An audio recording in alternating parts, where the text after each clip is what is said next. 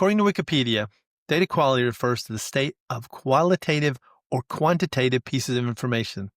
There are many definitions of data quality, but data is generally considered high quality if it is fit for its intended use in operations, decision-making, and planning. Also, data is deemed of high quality if it correctly represents the real-world construct to which it refers. Hi, I'm Lewis Davidson, and this is Tilting with Tuples. Data quality.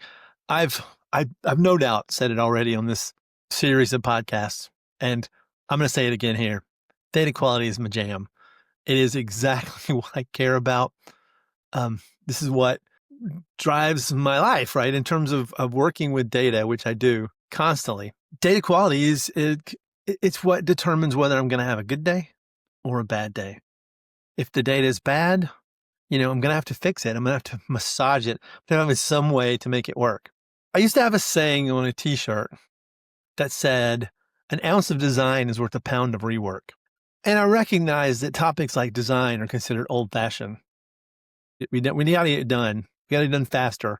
Got to get it done faster. Let's not take any of that time to, think and plan and see what's going to happen. But it's just as true now as it is 20 years ago or 30 years ago, that if we don't design, we're going to pay the price. So anytime I hear someone, I'm sighing because I'm thinking about this as I'm saying it, but anytime I hear people say things like schemaless databases, I really cringe. I'm like, I know this is going to be unpleasant in some respect, not because the concept is bad, not because if you're a consummate programmer who cares about what they're building and what's coming out of the building, not just how it looks, but how it behaves, you're gonna think of the things we're gonna talk about tonight. But if you're not that person, schemaless means I can throw anything in there. Think of Notepad as your database. Is there anything wrong with that?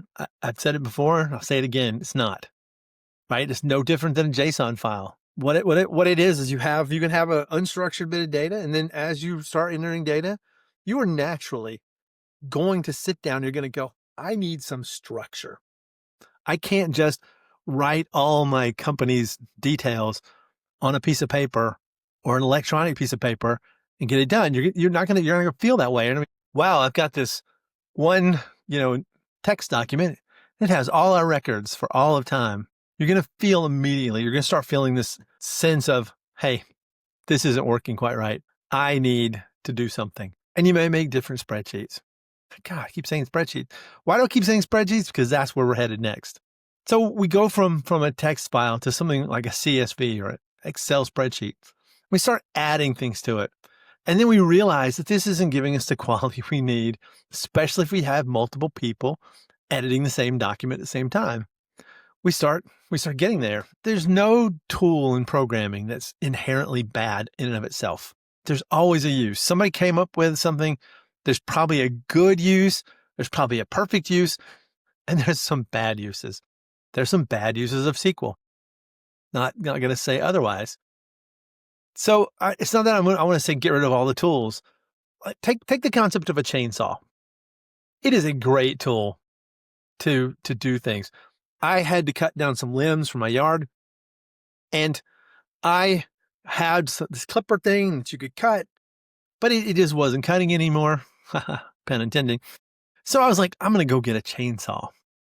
And this chainsaw that I happened to purchase was on a 10-foot pole. So I've got a 10-foot pole, and I'm cutting things down. And this thing was perfect for removing limbs. Now, thanks to the concept of a double entendre, I probably need to define the word limbs. I mean limbs off the tree, right? Now, not my limbs. It's actually pretty good for cutting your arm off if you'd like to do that, but I'm not really into that. Also, the term double entendre, I learned, actually just means a phrase has multiple meanings.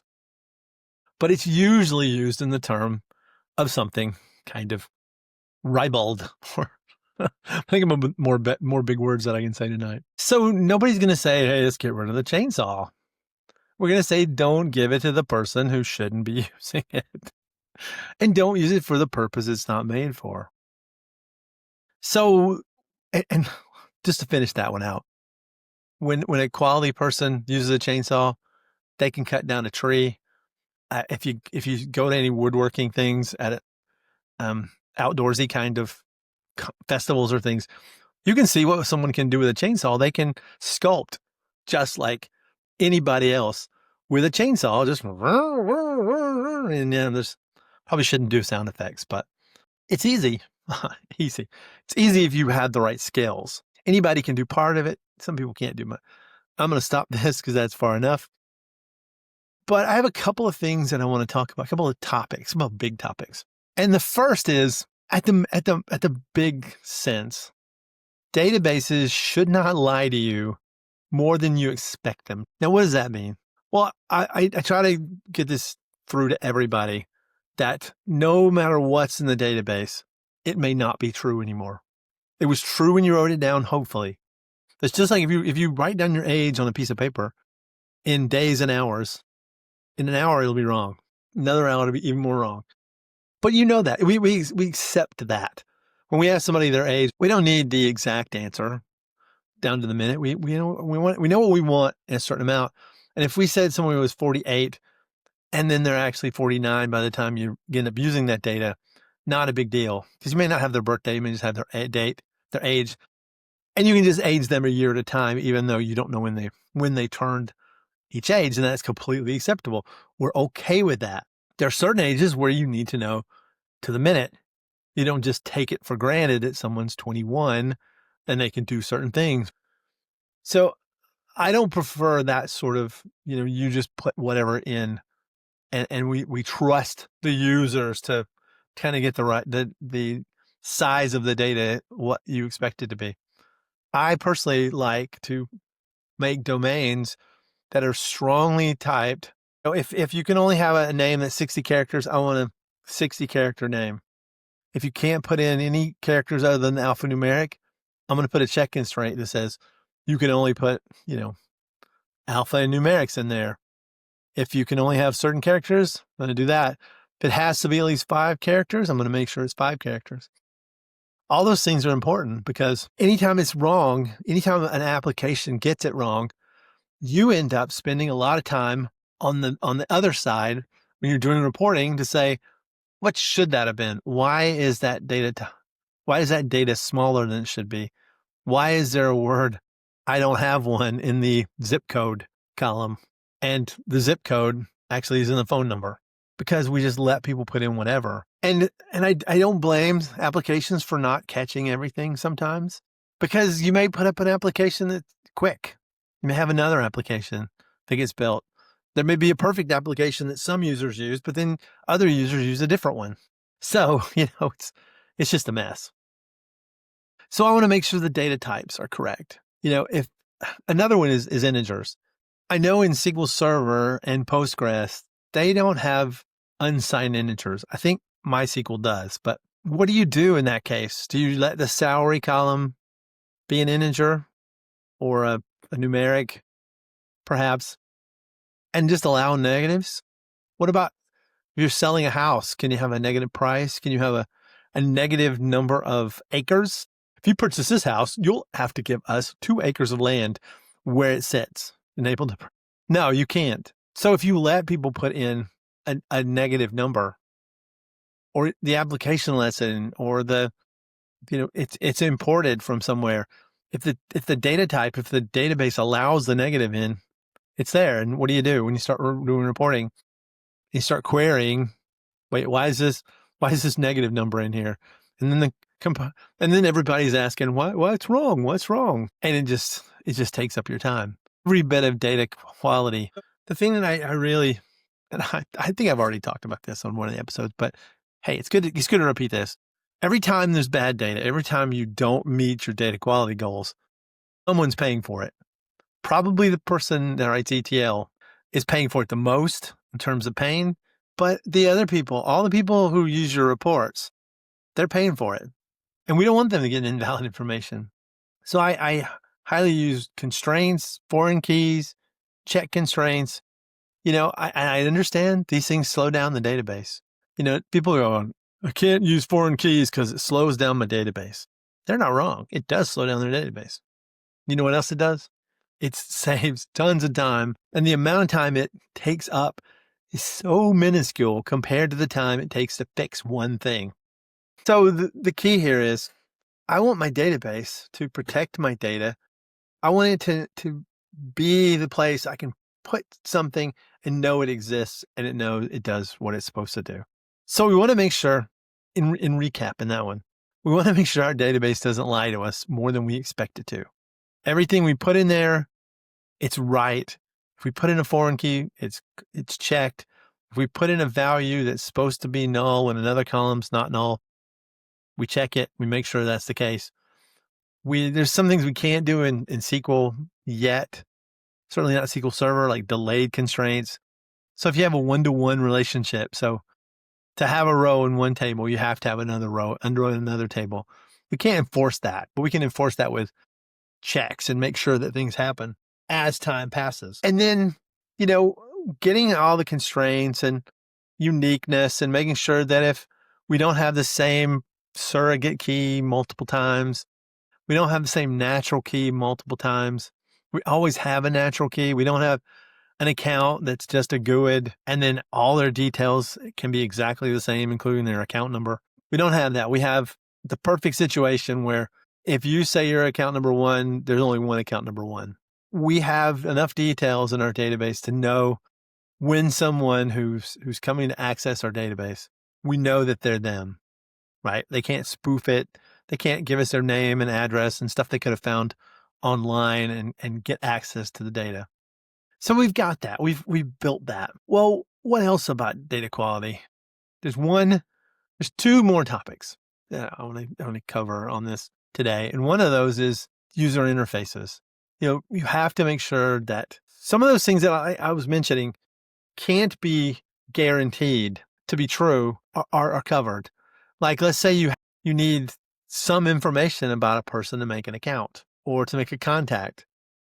Well, if they give you their name, phone number, and address, you have to make sure that you record their name, phone, and address. And you need to make sure that address is a real address. You need to make sure that email address is a real email address. The phone number can be called. There's some things you have to do outside of the database to make sure the data is good. And that's, just part of the business.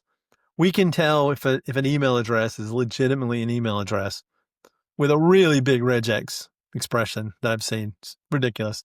There's a lot of things you can do at an email address you don't expect. And which is one of the things that does make data quality hard.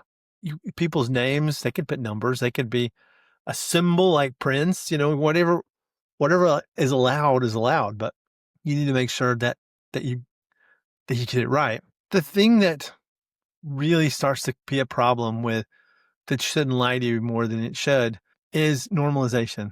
So when you build a database, there's one big primary thing you're supposed to try to do, and that is store data once. So if I store a person's name and their address, I don't store that in 3 different places. If I have the same person in and they have 3 addresses and they're all the same, and then maybe there's one that's not the same, when you ask what their address, you shouldn't have to go, I don't know which one I'm looking for. The customer should just be able to pick it. And if you don't design the cardinality between different entities correct, like say your database should only have one phone number per type of phone number, one address per type of address. And this goes back to uniqueness, but part of it is understanding the data and understanding what the customer wants, which is why I love that definition that I gave you initially. And it was data is deemed of high quality if it represents the real world construct to which it refers. And that's where we have to tie our normalization to what the customer wants. We have their requirements. Customer wants to be able to do this, this, this, and this. And this is how they think of things. Not how you think of things, but how they think of things. Everybody has one computer assigned to them. Everybody has 2 iPads, possibly 3 phones. I'm just counting upwards, admittedly. 4 plates. I've got a couple plates here on my table. If you heard the episode on whether my DBA organization skills pertain to my real world, I'm just saying they don't. I'm a mess. But we get that design and we match it to what the customer wants. And it is hard. I'm just saying really hard because it's like modeling anything. If you modeled, the room you're sitting in, there's a lot of stuff in there. And the customer could want to know about all of it or just a little of it. They could want to know about, what applications are on the computer, what kind of computer, what RAM does it have? They could want to know the serial number of the RAM. They could want to know everything, but they probably don't. So it's your job as a designer, as a programmer, to match the customer's needs to their wants. And it's hard. But let's say you get that. There's still one more really difficult problem to solve. And that is people access databases at the same time. So if you have one person and one person can access a database, I'll be honest, a text-based system is just as good as anything else. Because, not in terms of features, but in terms of concurrency control. Because basically, if you have something like that, you lock the file, you open it up, you edit it, you save it, you edit it, you save it, you edit it, you save it. Two people aren't doing that. Somebody else isn't editing it, saving it. It might overwrite what you've done. But when you have two people, you start to have problems. And when you have three people, and when you have 400,000 people who all want to get to some data and make some changes all at the same time, this is where problems really get going. And you'll notice this if you've ever bought concert tickets. I like to use the concert ticket ones a lot. Disney tickets. Let's talk Disney dining reservations. So a lot of times, if you're making a reservation late, you find someone has abandoned one and they've canceled. And so you see that reservation and you go, I want it. I'm ready to eat. That'll be perfect place. Let's get it. And you'll get partially through and it'll go, oh no, that reservation's gone now. And you're like, what? Why is it gone? I don't understand. Sometimes you'll be storing data about a transaction and you'll find it didn't save exactly what you expected. And why is that? Possibly concurrency, especially if you have a lot of background processes that are working on your behalf. Somebody stores an order and then another process goes in and makes a change to it because it sets it into some status, but at the same time you were trying to save something on it. So understanding, what concurrency and how much you care if those things happen is really important. And the defaults that we use, they're very optimistic that no two people are going to be accessing the same row at the same time. And that's generally true, but not completely true. And concurrency problems are they're killers to data quality because you have a problem and you don't know why. And they're really hard to debug because they're really hard to test. How do you test that you've got 400,000 people running and one of them may overwrite the other? And the steps, are you doing it in a transaction? All the steps in one transaction? Are you doing it in a little transaction because you're using some application where you don't have transaction batching that you can batch together things? And are you using an isolation level? Are you looking at dirty data, which a lot of people do with no lock? You shouldn't be using no lock, but some people do. And that's, they're looking at data that's dirty. It may get rolled back. It may not. Are you using snapshots? The data, whereas a no-lock situation where you're reading dirty data, that data may change from what you expect. When you're doing snapshot type things, the data may have already changed and you're looking at old versions of data, trying to update it. And a good optimistic system has controls that say, hey, somebody else already modified that since you fetched it. But that's not tremendously built into the system because we're talking about operations. I say, fetch a row. I fetch it back to another connection says fetch a row. One of them makes an update, commits it. The next connection makes an update and commits it. It doesn't know that somebody else has changed unless it makes sure, because they're working off of cache data. It's as easy as if you sat down and you opened up a screen and you looked at it and you go, I want to change this. You change something, you say save. You have no idea if anybody's made a change to that. And unless you programmed for that, The system doesn't know. So concurrency is one of those things that people take for granted.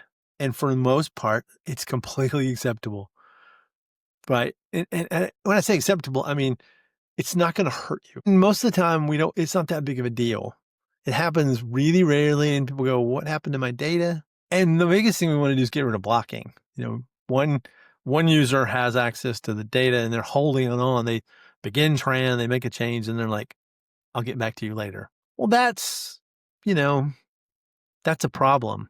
But if they have hold locks, nobody else can get that to change it, right? Well, they can. They can get a copy of it. If they try to change it before the other person finishes, they can't.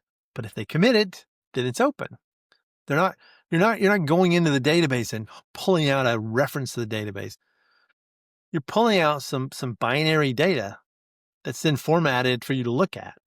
It's not you're not holding a pointer and holding a lock on a pointer and saying, I'm touching this, unless you modify the data. Hopefully, as I come to a close, I don't know how long I've been talking. Let's see what it says. 35 minutes. So it's probably about 20 minutes after all the edits. But hopefully I've given a taste here of the kinds of things that make our data quality not ideal.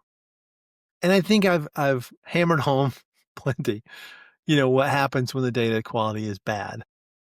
When you expect data to be there and it's not, something doesn't happen. If someone makes an order and you don't have it, it's bad. If somebody makes an order for one product and you somehow the data says 100 products, really bad. Or you get somebody else's order when you do a query. We've all seen that too. I always think how is that possible? It's not possible. We couldn't do that. And then we hear people seeing other people's data. How is that? Well, maybe there was a where clause missing, or maybe there was randomized. Who knows? All I know is it's not something you want to have happen. We want to have quality data that says what the customer wants it to say and represents something in the world that people are trying to work with. So get out there and think about this. When you're building your databases, whether you're the architect or the programmer, or you're just building databases for yourself and you've somehow got to this podcast and this end of this episode to hear me say this, the reason you're building an application is to store data, and that data makes things happen and it counts that things happen. They're both very important to your customer and the future. All right, I'll see you next time.